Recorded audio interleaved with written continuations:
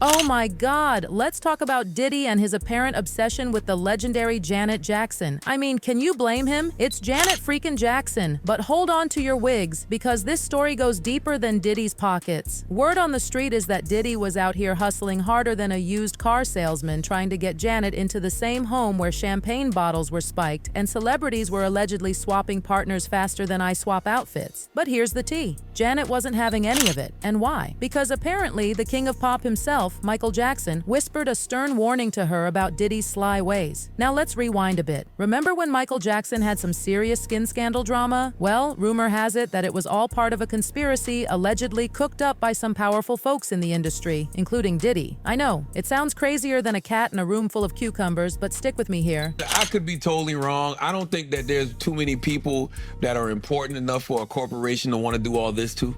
Yeah. There's only one person, and I really mean this when I say this, and I know this is straight conspiracy theory. There's only one person I believe in Hollywood who people conspired to actually take down. Who? I'm talking about a mass conspiracy. Anytime they take you down, it's people conspiring, Yeah. but it's usually because you did something. Yeah. But I think that there's one person who they really took down because he had too much power, and I believe that person was Michael Jackson. Y'all, the plot thickens faster than my grandma's gravy. Remember when Dieter Wiesner, Michael's former advisor, sued him for a whopping $64 million? And then another advisor, Marcel Avram, slammed MJ with a lawsuit claiming he was owed $3 million? It was messier than a toddler eating spaghetti. Apparently, they found an audio tape of Michael letting loose, and honey, it wasn't pretty. According to reports, MJ got angrier than a wet cat when his business manager put him on a budget. In his own words, he said, "They suck. They're like leeches. It's a conspiracy. The Jews do it on purpose." Yikes on bikes. Now, Michael believed it was the same group of people behind those nasty allegations against him. And get this, people were speculating that Diddy was in on it too. Why? Because of his strong connections with the same group. It's like a real-life game of Clue, but make it Hollywood. These folks allegedly run the media tighter than I run my Instagram feed. That's why, despite all the drama surrounding Diddy, there were never any serious allegations against him back then. But those Michael scandals? They spread faster than gossip at a high school reunion. And honey, it wasn't just Michael who felt the heat. His baby sister Janet got caught in the crossfire too. In one of her documentaries, she spilled the tea about losing a Coca-Cola endorsement deal after the allegations against Michael came out. She said, "My brother would never do something like that, but I'm still guilty by association."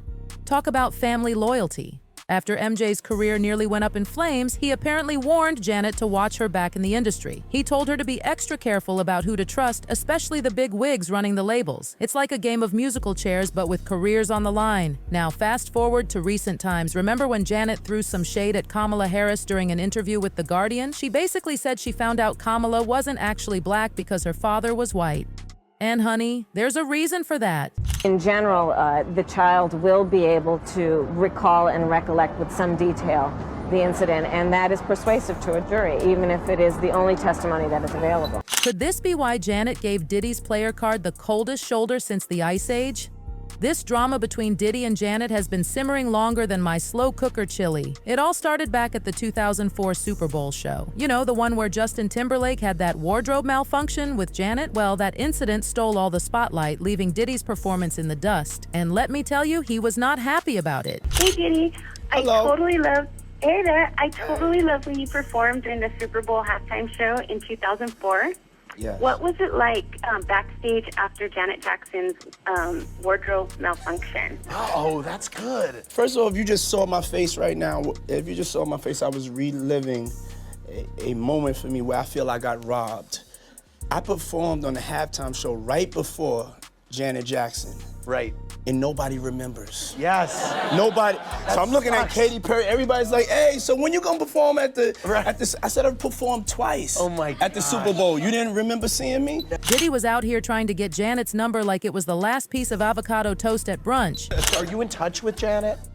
Oh, no. No. No, but I mean, I know her. Right. I just never got a number for us to keep in touch. Got it. But Janet was playing harder to get than the last Kylie Lip Kit on Black Friday. Eventually, Diddy managed to score her digits and they had some interactions. There's even a video of Diddy at the Billboard Music Awards telling Janet he loves her and kissing her hand. It's giving me major rom-com vibes, but with a twist. Janet even showed up with Naomi Campbell at Diddy's 54th birthday bash in London. But hold on to your hats because this is where it gets juicy. After Cassie's lawsuit against Diddy hit the headlines, exposing all sorts of alleged shenanigans, both Janet and Naomi deleted their pics with Diddy faster than I delete my ex's number. Now, imagine Janet seeing proof of what Michael allegedly warned her about all those years ago. There were whispers that Diddy had invited her to his place in the Hamptons a couple of times, but she never went. He wanted her there for a whole weekend. I mean, girl, that's not a hangout, that's a commitment. And just when you thought this tea couldn't get any hotter, a voice note of Janet herself talking about it surfaced. Why don't you return Puffy's calls? Who said that I don't return Puffy's I calls? read somewhere that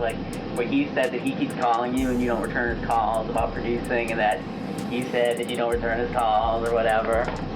Ooh, that's more gossip. No. So you do return his calls, or He's invited me to his place in the Hamptons a couple of times. have you ever gone? Why? You must have a whole white outfit or something. I mean, he's invited me there for the weekend. The internet went wild. One fan said Janet was smart as F, while another commented that she never really cared for Diddy. Apparently, he tried to work with her on the Velvet Rope album, and she was like, "I'm good." Talk about a polite rejection. So besties, what do you think? Did Michael really warn Janet about Diddy? Will Janet ever spill the full tea on this situation? It's like a real-life soap opera, but with better outfits and bigger bank accounts. Here's what we know for sure. Janet Jackson is a queen who knows how to keep her distance from drama. And Diddy, well, he's been trying to get Janet's attention longer than I've been trying to perfect my winged eyeliner. One thing's for certain, the music industry is shadier than a forest at midnight. But don't worry, my little gossip goblins, I'll be here keeping my ear to the ground and my eyes on the feeds. The second we get any more juicy details on this Hollywood saga, you'll be the first to know. Until then, keep sipping that tea, stay fabulous, and remember, in the world of celebrity gossip, the only thing we know for sure is that we don't know anything for sure. This is Hot Gossip signing off. Stay scandalous. Bye.